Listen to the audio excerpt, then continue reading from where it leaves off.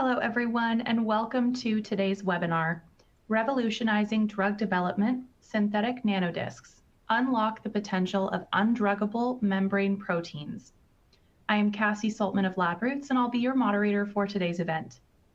Today's educational web seminar is presented by LabRoots and brought to you by DIMA Biotech. To learn more, visit www.dimabio.com. We encourage you to participate today by submitting any questions you may have during the presentation. To do so, simply type them into the Ask a Question box and click Submit. We'll answer as many questions as we have time for at the end of the presentation.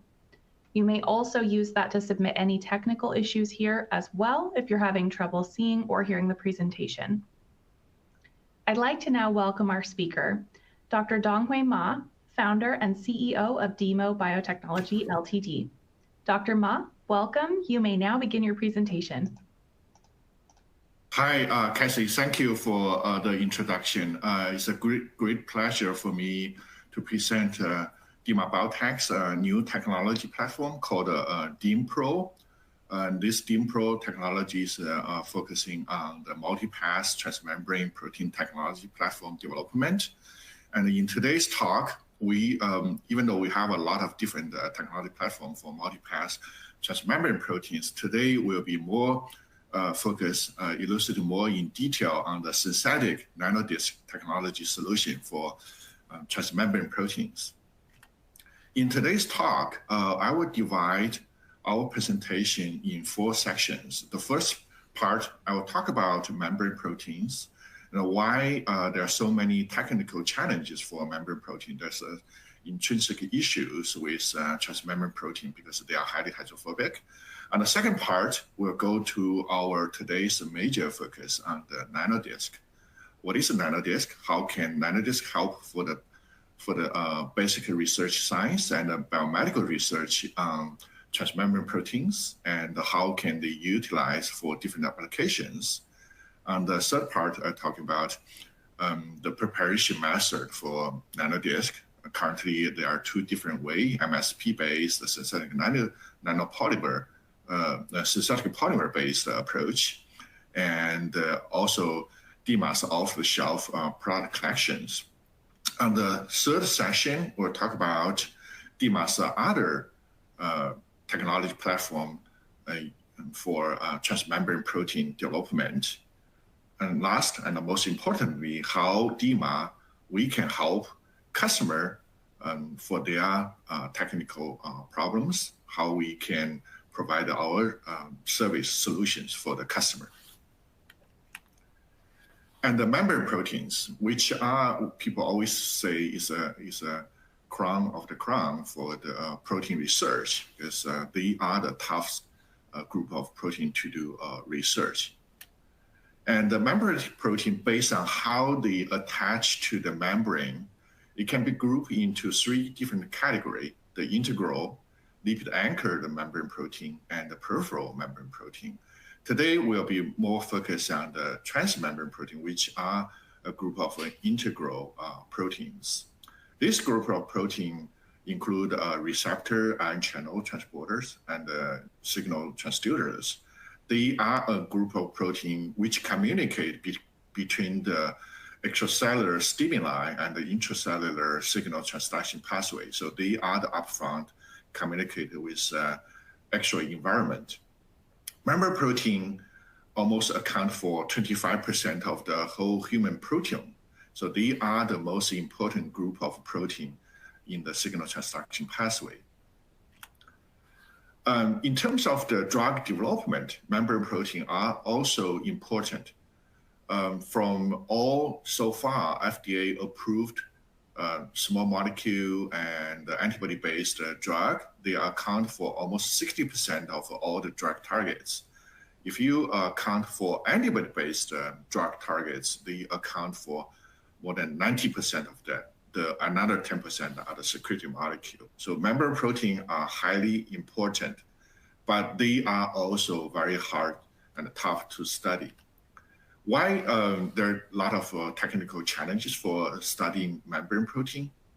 First, the protein yield, when you make membrane protein, they tend to give a very low yield because their distribution only on the very thin level on the cell surface. So the protein yield is low. The second most challenge is membrane protein has a very unique structure. So extracellular and intracellular, they are hydrophilic, but they do have a portion called the transmembrane part. This part is highly hydrophobic. They were embedded in the lipid bilayer. So when you purify in the aqueous solution, they tend to interact with each other, form an aggregate, and lose their function during the aggregation process. So it's very hard to make those membrane protein in the biophysical aqueous solution. So it's very hard to study them. Right now, due to the technical challenge, only 0.5% of the PDB structure are membrane protein. So you can see how tough. Another thing is membrane protein, even though they are the important drug targets, like a GPCR protein, they are like more than 800 of them. They are all important drug targets, but so far, only 3 FDA-approved antibody-based drug for GPCR proteins. Recently, there's another one, GPRC5D, which target on the multiple myeloma, being approved for a bispecific antibody from J&J in this year, August. And for membrane protein, so far they are very important. So DIMA has a different technology solution to help customer to work on membrane protein for the drug development or for basic research. Based on our current technology solution, we group the membrane protein into two technical solutions. One is we prepare those membrane protein in the long lipid aqueous solution. So this technology we use is called ECD fusion approach. This mostly for those single transmembrane protein because the extracellular part can form as a distinct protein domain. So we normally, when we produce them, we fuse with a HEAth or FC. Then we produce in the like a mammalian cell and secrete it into the media and purify them. So this is called like a non-lipid bilayer environment membrane protein preparation technology. Another group of the technology we use for the, so all the membrane protein, they are still full length, contain the transmembrane domain. So we have 4 different technical solution. First is called a virus-like particle solution. Another is exosome. And the third one is developed by DIMA Biotech called a membrane nanoparticle, MSP technology.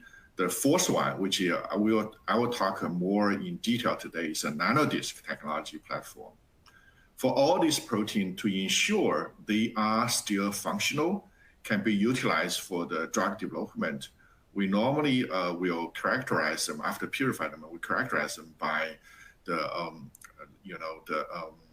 physical interaction with their ligand or receptor, if they do have a ligand or receptor. If they do not, we will characterize them by using neutralizing antibody, which are, if they were FDA-approved drug or any like a therapeutic antibody in clinical trial. So sometimes we also characterize those membrane protein by using cell-based assay. So Nanodisc technology solution.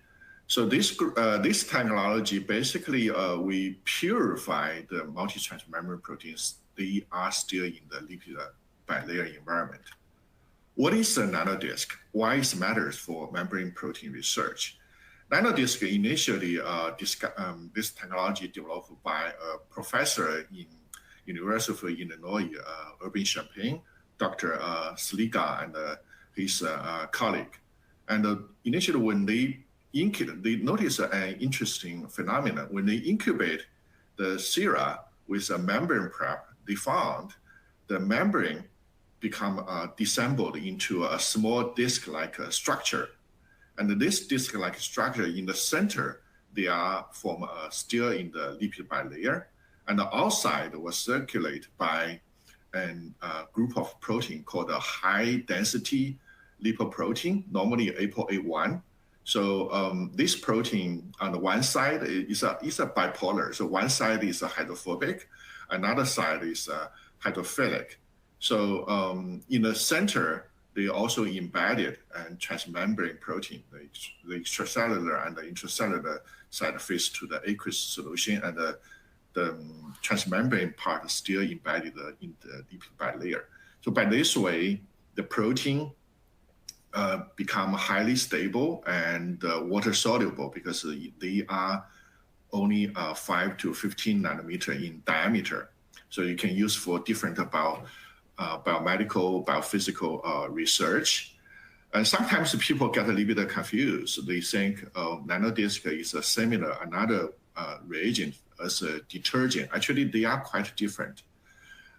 Detergent is also a bipolar sort of a reagent. So it's called an amphipathic molecule. So on one side is polar, another side is hydrophobic. And the hydrophobic side will face into the like a transmembrane domain. So they encircle the protein, and the polar, hydrophilic side face into the water. So they form a micelle. And they don't contain the detergent solubilized membrane protein. They do not contain any lipid bilayer. So they are totally different. And so sometimes when the protein solubilized in detergent, they might not work properly as a native status as a nanodisc. That's why the nanodisc show some superior performance, especially for the membrane proteins. And there's another question people always ask for nanodisc, whether can they solubilize different biological membranes.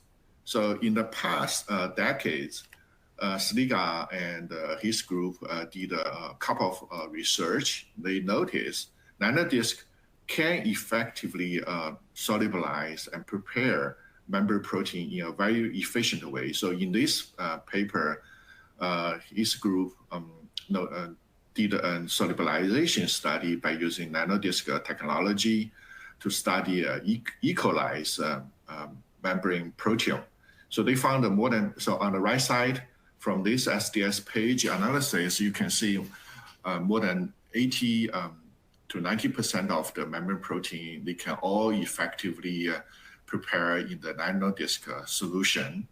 And they are as effective as a detergent. And also, they are protein which are like can cover by nanodisc, but do not solubilize by detergent. There are also proteins solubilized by detergent, but not covered by the nanodisc. So it's a very good solution for this E. coli membrane prep. And also, they study some of the other important biological membrane, like synaptic membrane. Synaptic membrane is a very tough membrane. They contain a lot of protein. It's a highly protease, proteins containing membranes. They can contain presynaptic and postsynaptic membrane. So to study this membrane, they did a nanodisc preparation, and they found most of the more than 80% of the synaptic membrane also can be solubilized and prepared in nanodisc format. On the right side, you can see most of the important molecule proteins, they all solubilize and effectively by nanodisc technology.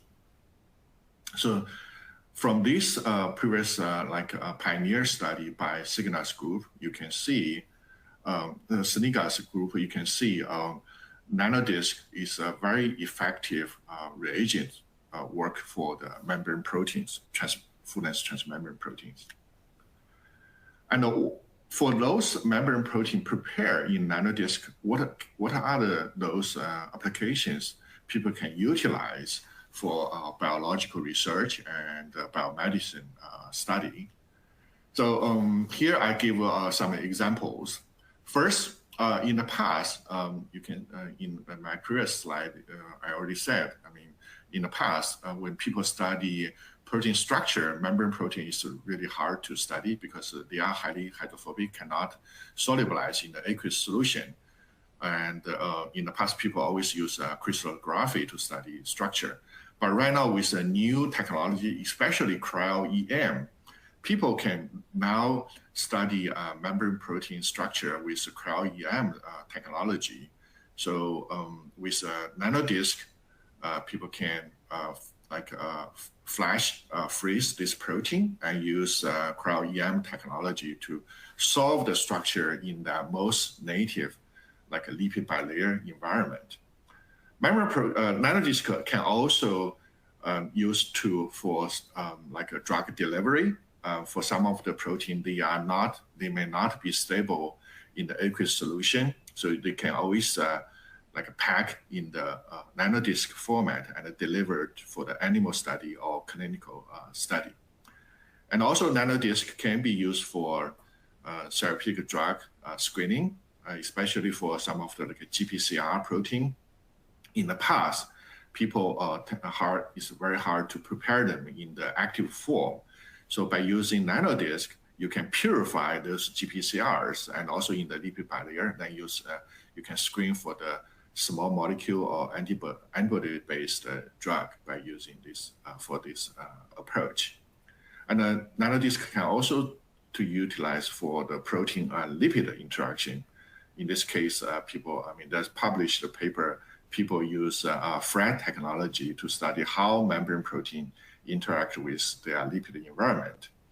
Membrane protein also is a nanodisc also can be utilized for the biopharm company to study the therapeutic antibody, how they bind to, what is the binding kinetics with their targets. So you can use nanodisc to study on the beer core or SPR.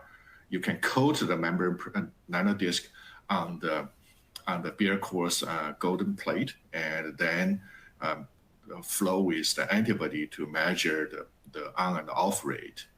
Membrane protein in nanodisc can also utilize for the antibody screening, for Fiji library screening also. Membrane protein to prepare in a nanodisc in the past several decades, people have been like a study and also to use different solutions. So there's a traditional MSP-based, we call it also, just I mentioned before, ApoA1 high-density protein-based nanodisc preparation, or recently developed by the synthetic polymer-based. The protein-based nanodisc, MSP-based nanodisc technology is pretty lengthy and involve a long process. First, the protein people have to solubilize with detergent. Then they have to remove the detergent with like a BioBeads, remove the detergent and replace the detergent with artificial lipid and also MSP encircled disc. So by this way, it's a lengthy process. If your protein doesn't solubilize in a particular detergent, then you won't be able to make nanodisc. The newly developed synthetic polymer-based nanodisc is pretty straightforward. So you can, this synthetic polymer has a similar property like ApoA1 or like this MSP protein, one side hydrophobic and another hydrophilic.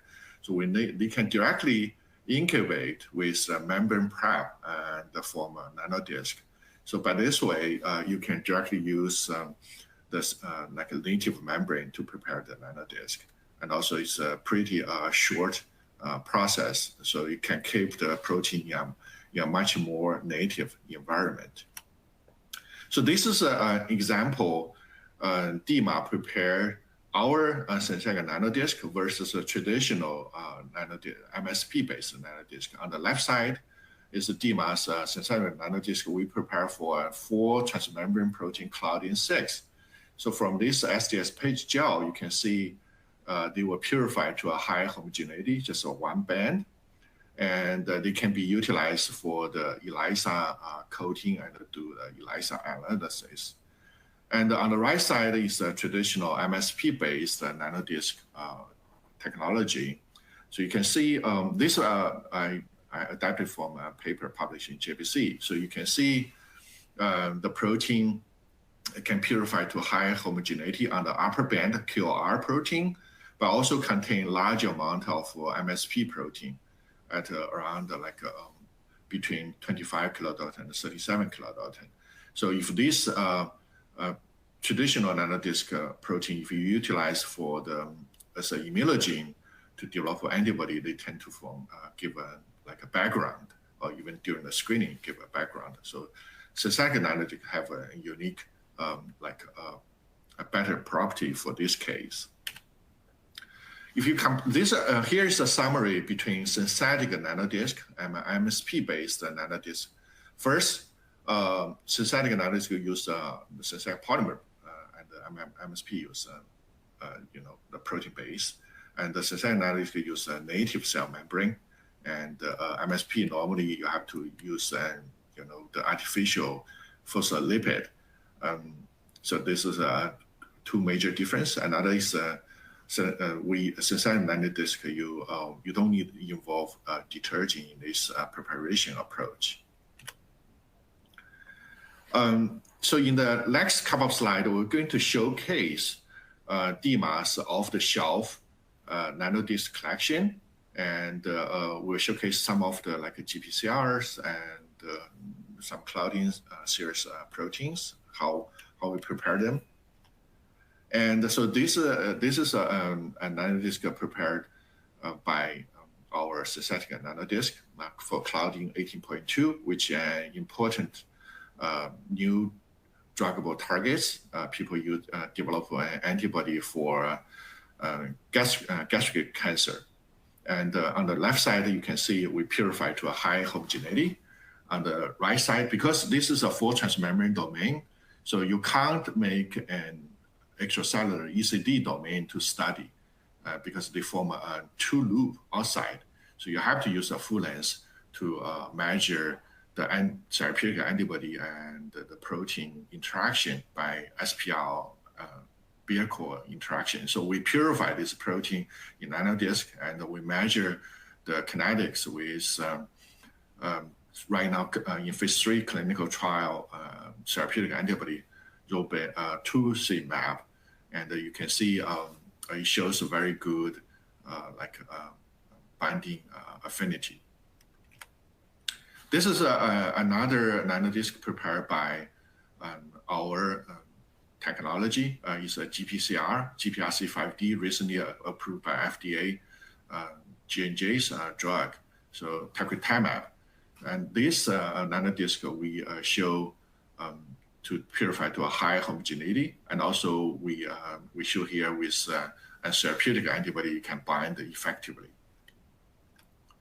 And here is another case we purify by our synthetic nanodisc. We can purify to a high homogeneity. It's a 12 transmembrane domain protein. It's a MDR1 protein. It shows it's over 100 kilodalton. It shows one band, and also can coat on ELISA plate, bind to the tag antibodies. Because a membrane protein, if people study membrane protein, they know, they are highly unstable, even during this, a shipment and storage. To ensure what all the protein we ship to the customer, they are stable and during storage and also shipment. So we study the formulation on these nanodisc products. So right now, all the DIMA's nanodisc product we offer in lyophilized form. So you can we can ship them in an ambient temperature, and we did some accelerated stability test. Here, one of the tests we did with CD63 is a 4 transmembrane protein, and after we make them, so we store them in -20, and also we did a 37-degree accelerated stability test on one day 2 days and 3 days and store them in this lyophilized form in 37-degree and test after this time. Then we solubilize, we reconsider them in the water and test with the antibody and see whether they still can bind to their therapeutic antibodies. From here, you can see after the long-term storage, even in 37-degree, they are still highly stable. So currently, DIMA Biotech already collect more than 400 nanodiscs off-the-shelf protein. These nanodiscs, like a therapeutic target protein, they can be delivered. Most of them delivered next day. Yeah, most of them we focus on the GPCRs. And besides the nanodisc technology, synthetic nanodisc prepared protein, DIMA also offer other technology solution for transmembrane proteins. So this include like ECD protein. This especially work for those single transmembrane protein because they can form a distinct domain and easy to handle for immunization and the screening process. So for single transmembrane proteins, currently we offer more than 1,000 therapeutic target proteins. So we produce them in the H3K293 cell and the human protein produced in the human cell line and purified to a high homogeneity. And to ensure the binding, we as I mentioned, we do a receptor ligand interaction if they do have a receptor ligand, and if they don't, we do the biosimilar benchmark antibody binding to ensure they are in the right conformation, native conformation.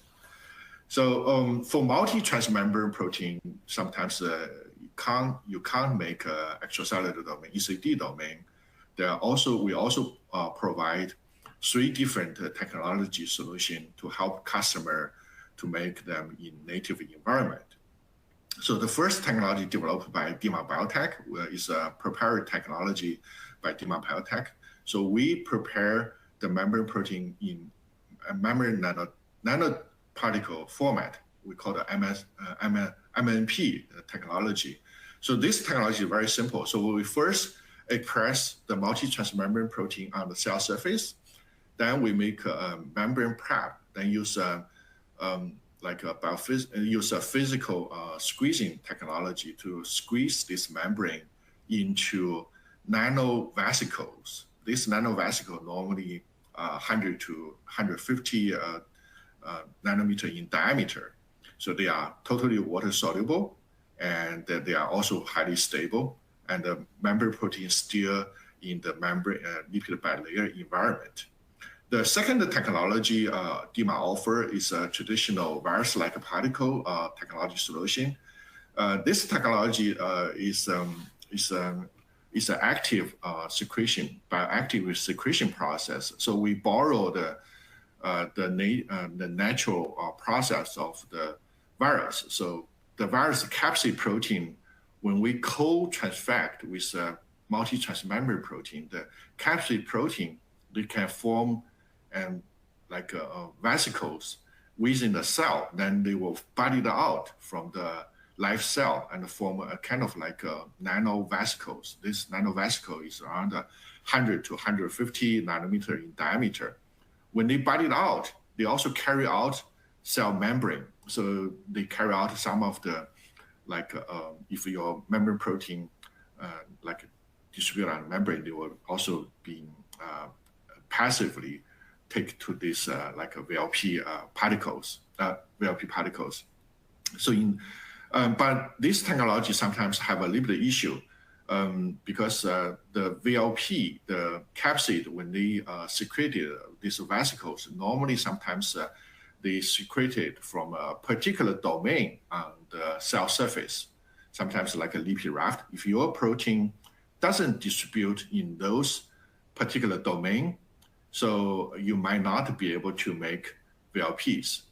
But our MNP technology is different. So we make a different technology. So if as long as the membrane protein distribute on the like express on the cell surface, we can make as vesicles. So that's a MMP and the VLP technology. The exosome is another way we make the vesicles, nanoparticle format. So that's our 3 different technology solution. So this is an example we make as an MMP. So after we make them, you can see they are water soluble. This is also Claudin 6 was an example we can use for ELISA, and also we can utilize for the flow cytometry analysis. Because the vesicle is very small, you have to use certain flow cytometer to measure them. We call it flow varimetry. From this flow varimetry, the MMP, you can see more than 97% of the vesicles contain Claudin 6, so they distributed in a highly ubiquitous way. And this is another example. We prepared a virus-like particle, so we utilize this technology for the CAR T cell evaluation, because after CAR T cell preparation, people always need to measure how many T cell being transduced by the lentivirus. They can express the CAR T on the cell surface. So you needed to use this membrane protein to monitor their transduction efficiency.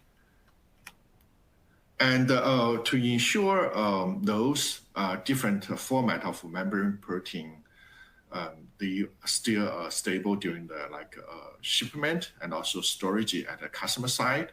We also did a formulation study, and all these a different format of the membrane protein, different preparation, we offer them in the lyophilized format. We did accelerated stable stability test. So this is a ECD membrane protein. So we did the same way. We store them after purification. We store them in -20, and also 37 degree in lyophilized form, 1 day, 2 days, and 3 days. After that, then we reconstitute and bind with therapeutic antibody, see whether they lose the activity. And this is the Claudin 18.2 VLP. We did accelerated, lyophilized forming accelerated stability test. And this is the MMP in the accelerated stability test. They are all very stable. And DIMA right now we offer the largest off-the-shelf collection for full-length multi-pass transmembrane protein. Here is our collection comparing to different companies. You can see we offer the largest whole collection globally. We offer more than 480 of them off the shelf. And if some of the membrane protein, if you are interested not in the list of all the off-the-shelf products, you can always contact DIMA Biotech. We do customer nanodisc preparation. So based on your needs from the start of the gene synthesis to production to final formulation, in the lyophilized form. Thanks for today's time to attend today's talk. So here I would like to take questions. If you do have any question, do not hesitate. You can type your question in the Q&A. So I will answer the question by order. Yeah, thank you. Thank you, Dr. Ma, for your informative presentation. As he said, we will now begin the live Q&A portion of the webinar. If you have a question you'd like to ask, please do so now. Just click on the Ask a Question box located in the far left of your screen. We'll answer as many of your questions as we have time for today. Our first question, Dr. Ma, says, what are the advantages of synthetic nanodisc preparation method over detergent-based preparation method for transmembrane proteins? Yeah, this is a very good question. So as I mentioned in my talk, so detergent-based preparation approach for transmembrane protein is it's been decades. So people using this in the past successfully purify a lot of different protein. But one of the issues is the detergent. They removed the very highly native lipid bilayer environment. So they replace with like a detergent formed micelle to cover the hydrophobic transmembrane domain. So some of the so before you do the detergent solubilization of the transmembrane protein, you have to do a detergent screening. Not every detergent can solubilize a particular membrane. So and also the environment is different. Sometimes during the detergent solubilizing, you might denature the protein. But nanodisc is a totally native environment. The protein still embedded in the lipid bilayer. The transmembrane domain still embedded in the lipid bilayer environment. So they are highly native. Excellent, thank you. Our next question here asks, can we make synthetic nanodisc from native cell line or tissue prep? Yes, yeah. The nanodisc you can make you can directly add the nanodisc, synthetic nanodisc, solution to the like a native cell line membrane prep or the tissue membrane prep. Then they can directly solubilize.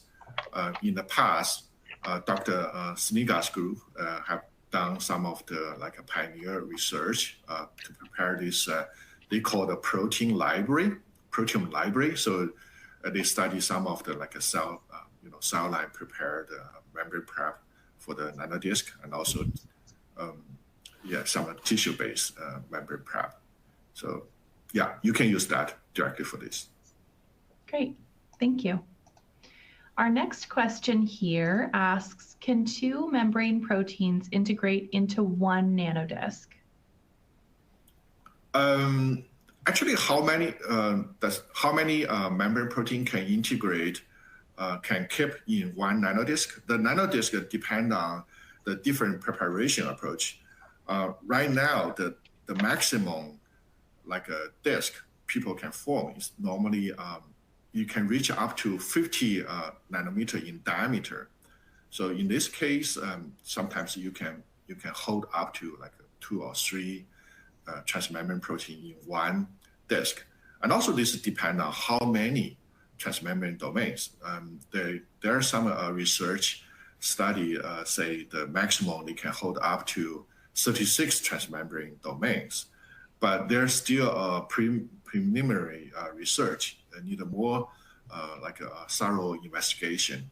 How many transmembrane protein is the upper limit? So far, from the literature investigation, people report 2 transmembrane protein can hold up into one nanodisc. Yeah, but most of the case, they are just a single transmembrane protein in one nanodisc. That's why you can purify to a higher homogeneity.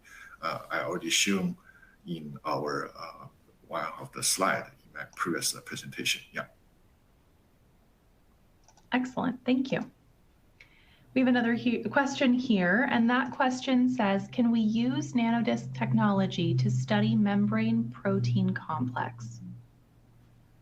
Yes, nanodisc is a good technology to study transmembrane protein complex, because during the purification, like when we purify our nanodisc, we use a highly native environment. We don't add in any detergent and any harsh chemicals into the solution. So it's a highly native solutions. We purify them. So in this solution, you definitely can purify those transmembrane protein complex. You can study the protein interaction during the purification. You can after purify, you can run the gel, even identify those co-purified complex. And so that's one of the beauty for nanodisc. And so this is that's also during our purification. Sometimes we do observe this. So certain protein always, when you purify them, they always come along with your target protein.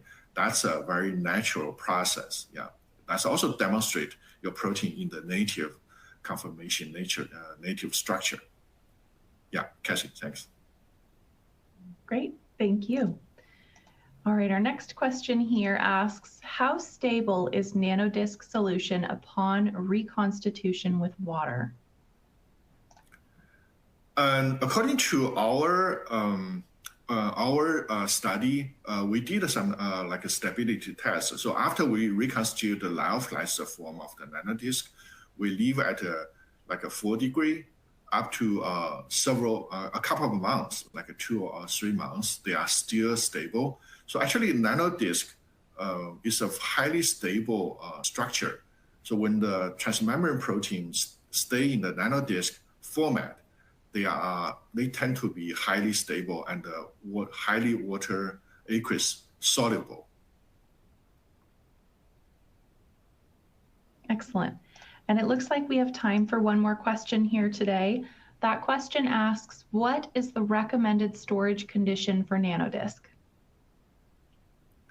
And the recommended storage at the customer side, before reconstitute, you can store at like we do all recommend that you store all your protein in at like -80 degree.